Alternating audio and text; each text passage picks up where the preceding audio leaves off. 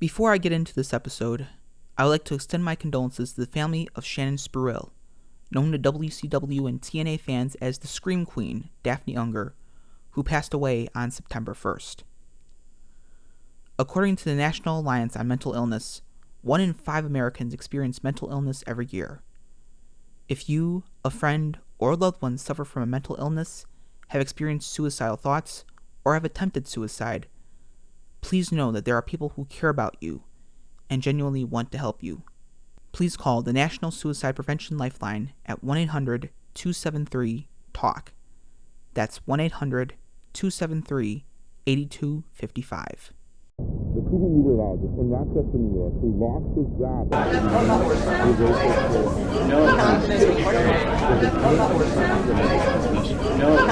I know what you're doing. You're looking for the right podcast. You're looking for something that's intriguing, interesting, and incredible. You're looking for something that gets you away from the politics and hot-button current affairs. You're looking for something else. Well, you've come to the right place. I'm PJ, and welcome to my corner of the world. Bryan is fading. Bryan is fading. Bryan may be out. He is. Bryan's out. Bye, Bryan. Wow. On the April 30th edition of Friday Night SmackDown, Daniel Bryan faced off against Roman Reigns in a Luchas de Apuestas, or Fight of Bets. The wagers were Reigns' Universal Championship versus Bryan's career on SmackDown. After a valiant battle, Roman Reigns retained the Universal title, and Daniel Bryan was banished from the Blue brand.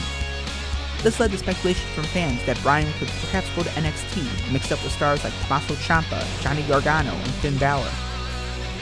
However, almost a week later, Bryan's profile was added to the alumni section of WWE.com, signifying his release. The promotion never released an official statement, nor did it wish Bryan the best in his future endeavors.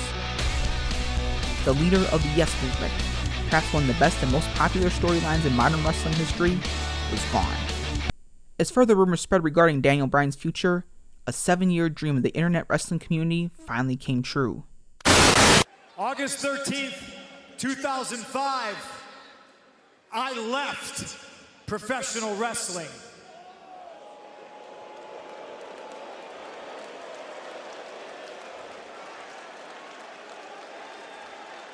August 20th, 2021,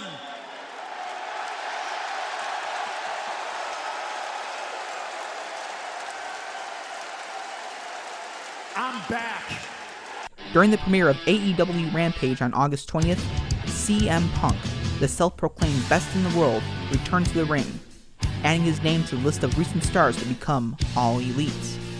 But the following week on Dynamite, during an in-ring interview with Tony Schiavone, fans started a yes chant, to which Punk responded, "That's somebody else's shtick, and you might just need to be a little bit more patient, okay?" Punk didn't lie. As if on cue, the American Dragon Bryan Danielson made his AEW debut on September 5th at All Out, strengthening the promotion's already stacked roster, and perhaps its fanbase. Though both Punk and Danielson got their start in indie promotions, like Ring of Honor, their popularity skyrocketed thanks to storied careers in WWE, and overcame many obstacles within the company in the process. One of these was their sizes. For years there have been a few golden rules in WWE when it came to getting over. You had to be over 6 feet tall and bulging with muscles. Having a pretty face and engaging personality was a plus.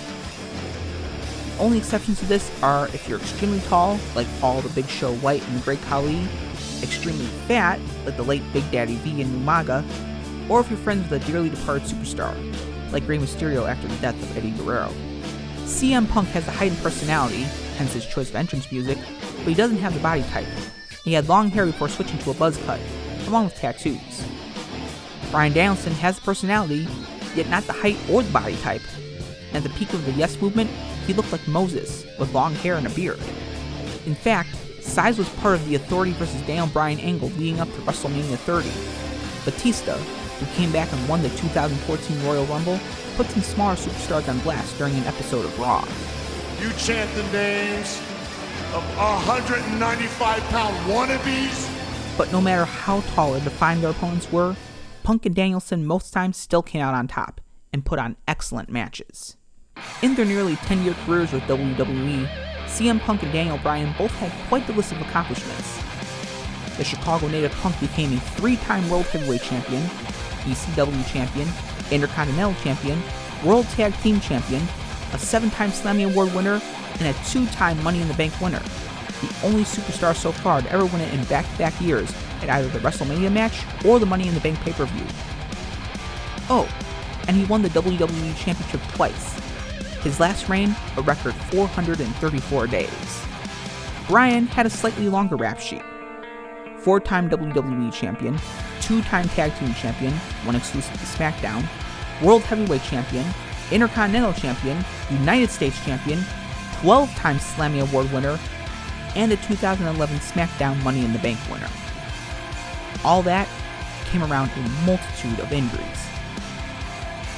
According to his tell-all appearance on Colt Cabana's Art of Wrestling podcast in November 2014, Punk mentioned injuring his elbow on a European tour around 2010, before the debut of the Nexus, a faction consisting of most of the rookies from the first season of NXT, including Daniel Bryan, but more on that in a bit. He also suffered a hip injury later that same year, a knee injury during his match with John Cena of Night of Champions 2012, a strained ACL, torn meniscus, and torn MCL and PCL during his match with The Undertaker at WrestleMania 29, broken ribs during a match with Ryback, an injured pelvis during another match with Ryback, and concussions, just to name a few. Danielson, meanwhile, suffered a nerve injury in 2013, lost strength in his right arm sometime after WrestleMania 30, and brain damage from multiple concussions, some of which gave him seizures. It is due to this damage that forced him into his first retirement in 2016. Even worse than the grueling number of injuries, they also dealt with mistreatment and disrespect from many in the company, from ring doctors to Chairman Vince McMahon. Much of CM Punk's story is told in that aforementioned episode of Art of Wrestling, but his troubles with WWE go even further back. During an interview event with Inside the Ropes, ECW mastermind and former advocate to the straight edge superstar Paul Heyman discussed Punk's issues with some backstage staff in OVW. He said, I don't know, what finish do you want me to use? And they said, do one of those flippy-dippy things like Jeff Hardy. And he said, well, I don't do flippy-dippy things like Jeff Hardy. And they looked at him and honestly, they said, you don't? No! Have you ever watched any of my matches? No, we just read about you on the internet. And that's why they hired him. So they had him. It sounds so fucking retarded, doesn't it? But it's true. And that's the thing. I say these things and people go, no way, that really happened. It really happened. So they sent him to OVW and they said, fire this kid. And I'm like, what do you mean fire this kid? I don't fire talent. I don't even hire talent. I develop talent. You send me talent, I develop them, I send them back to the main roster. And they're like, no, just get rid of him. I don't want to fucking get rid of him. This guy's a main event. This guy's a superstar. This guy belongs on top and will succeed on top and will make you money on top. That's right, I'm a Paul Heyman guy. And it's no wonder why. I'll point out only a couple instances of backstage issues that were brought up on Art of Wrestling. Punk was promised favors by Vince McMahon 3 times for making storyline moves that he didn't like. The first time was turning heel on The Rock on the 1000th episode of Monday Night Raw in July 2012 to enter a feud for the WWE Championship. The second, competing in a TLC match against Ryback on the first Raw of 2013, just a few weeks after knee surgery. And third, entering another feud with Ryback heading into the later half of 2013. Those favors were never repaid. As also mentioned in the podcast, Punk had a number of issues with some of WWE's medical staff, most notably ringside physician Chris Amon. He brought up how Amon treated a couple of concussions he received during televised shows. One occasion occurred right before Punk was to leave on a European live tour, and Amon asked him if he had a concussion, leading on him to go ahead of the trip overseas. Punk very begrudgingly agreed to go, but stated that he was either vomiting or dry heaving after matches, and had trouble sleeping and training. Another incident occurred at the 2014 Royal Rumble, when Punk got a concussion after a clothesline by Kofi Kingston. On the podcast, he stated that after he called Amon to ringside for help, Amon responded, quote, "What do you want me to do?" However, during Amon's lawsuit against both CM Punk and Colt Cabana in 2018 over that podcast episode, He claimed to have never asked that, but told Punk to eliminate himself from the Rumble, which he refused to do. Then there is also the matter of the lump. Near the end of 2013, a fatty deposit began to grow on CM Punk's back, near one of his buttocks, and it grew over time. If Punk's statements on Art of Wrestling are correct, he went to Chris Amon 4 times asking for treatment, but Amon refused every time. It wasn't until after Punk left WWE that this was treated and diagnosed as a full-blown staph infection, his words, and that he could have died from it if it continued to be improperly treated or not treated at all. Finally, CM Punk was overtly frustrated at the direction of his character. In almost 10 years of WWE, he took part in 7 WrestleManias, 8 if you count him posing as a Chicago gangster during John Cena's entrance at WrestleMania 22 in Rosemont. But none were the main events. Though a few of Punk's matches were hyped as a main event match, he considered the main event to be the last match on the card. On top of that, some commented to him after some of his matches that he should have gone on last, but he was never paid like he did. Had CM Punk stayed with WWE after the 2014 Rumble, he would have fought against Triple H, whom Punk believed should have put him over during their last encounter in 2011, and it wasn't going to be the true main event. In his autobiography, yes, Daniel Bryan said had it not been for the wave support from fans and fallout from CM Punk leaving WWE, he wouldn't have hoisted the WWE World Heavyweight Championship at WrestleMania 30. In fact, he would have been pushed much lower on the card and faced Sheamus. But even at the height of the Yes movement, it appeared that Vince McMahon still didn't care to have him in the company. This goes all the way back to the year 2000, when Danielson first signed a developmental contract with the WWF and was assigned to MCW. He was almost called up to the main roster for the 2001 Royal Rumble to be one of the main stars of the then new Cruiserweight division, but was released shortly after the WWF and MCW parted ways. That's right, Hornswoggle is a Cruiserweight champ, but Bryan Danielson isn't. What? Wow. He returned to WWE 9 years later, and almost from the get-go was being put down by other superstars on live TV. He was the first person to emerge from backstage on the very first episode of NXT in February 2010, and was put down by his mentor, The Miz, and later Michael Cole throughout that season. Then, he was fired from the company altogether in June for choking now AEW ring announcer Justin Roberts with his tie during the debut of the Nexus, as it was deemed too violent. Danielson was rehired in time to join Team WWE for the Elimination Tag Team match against the Nexus at SummerSlam, and later won the 2011 SmackDown Money in the Bank, then cashed in on Mark Henry to win the World Heavyweight Championship. However, he lost the title to Sheamus in 18 seconds at WrestleMania 28, while being caught up in storyline relationship issues with AJ Lee, who is now CM Punk's real-life wife.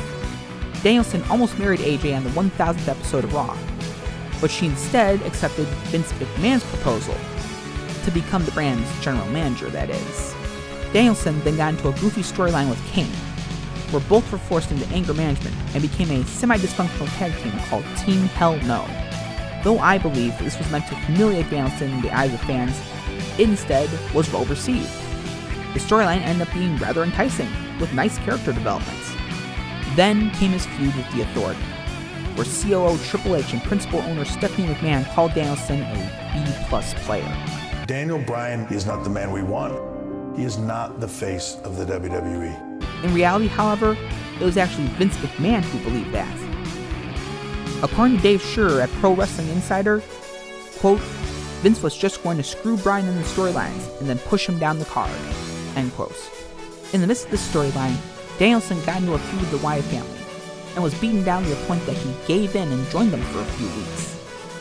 I want to believe that this was a ploy by McMahon for Danielson to lose fan support with a heel turn, so to go ahead with his original plan of just Batista and Randy Orton in the main event of WrestleMania 30 and push Danielson out of the public eye into the back of the faction.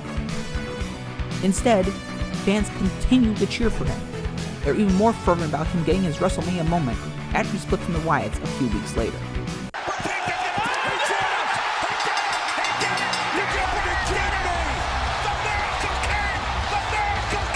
Shortly after the Miracle on Bourbon Street, Danielson lost strength in his right arm and was forced to have neck surgery to decompress a nerve root, and was stripped of his title when he wasn't cleared to compete at Money in the Bank 2014. After returning to the ring in January 2015, could have appeared to stop any momentum from this big win, having him entered into the Royal Rumble and eliminated in quick order, losing more matches, and start pursuing the Intercontinental Championship. In fact, he qualified for a ladder match for the title at WrestleMania 31, which can be rather dangerous. This came all just 3 months after his return. The Yes Movement is dead. In November 2018, 7 months after returning from retirement, Danielson turned heel, and he accused his fans, the same ones who would have rioted in New Orleans had he not walked out with the title, of being fickle and unsupportive during his road back to the ring. He also became an advocate for veganism and saving the planet, and made a WWE Championship belt out of hemp. It was similar to CM Punk advocating for the straight edge lifestyle during his feud with Jeff Hardy, but 1,000 times weirder. This heel turn was also likely the idea of Vince McMahon, who wanted to kill the Yes Movement for quite some time. This way, the blame could be on Danielson for quieter crowds. Come on, you think the fans are really that dumb? But as you can probably tell, this went over, in the words of film critic and radio personality Steve Pulaski, like a wet fart in church. Then, it finally happened. After losing that Luchas de Apuestas in April, Bryan Danielson opted not to sign a new contract with WWE and left. Though it was reported that the company wanted him to stay, somewhere McMahon was probably doing cartwheels. Until he realized that he was following the crowd to AEW. Though CM Punk and Bryan Danielson had a rough road in WWE, they still made some incredible memories, from a record-breaking title reign, to showing the world what was truly best for business, to dropping pipe bombs, to an oddly entertaining tag team with the Brother of Destruction. Despite meddling from executive brass, these two, both widely recognized as the best in the industry of professional wrestling, have overcome a hell of a lot, and I can't wait to see what's to come for them in AEW. Thank you so much for taking a listen to this episode. Tell me what you thought. Leave a comment on social media, and please share this in all my episodes so far. Keep an eye out for my next episode, when I take a look back at the 2021 Field of Dreams game. Until then, I'm PJ, leaving you with this message from the Gospel of John. Love one another. As I have loved you, so shall you love one another.